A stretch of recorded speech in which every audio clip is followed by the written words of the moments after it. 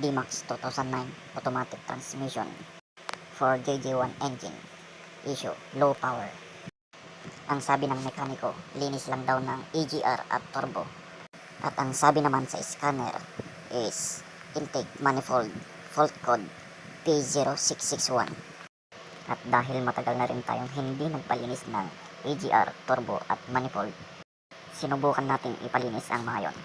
At sa wakas, nalaman na rin natin na hindi pala yon ang cause ng low power. At ngayon, nag-research ako sa Google kung ano nga ba ang fault code P0661. Baka ito na talaga ang problema ng ating sasakyan na naglo-low power.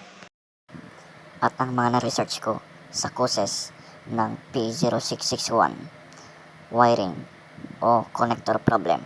Chinek ko yung mga wiring ng D-Max or mga wiring sa engine. Wala naman akong nakitang damage.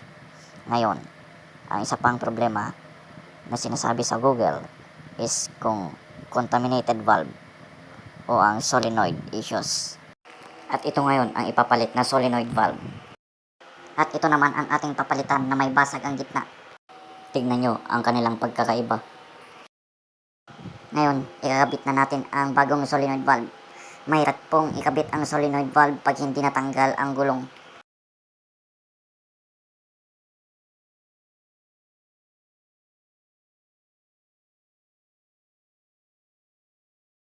Maganda po yung hatak. Ayun. Goods. Ayun, nawala na rin yung check engine.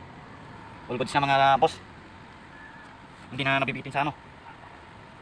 Ayun. Ayun. Konting apak lang, tumataas na yung RPM. Quality. Okay mga boss, bali yun po ang problema. Okay na.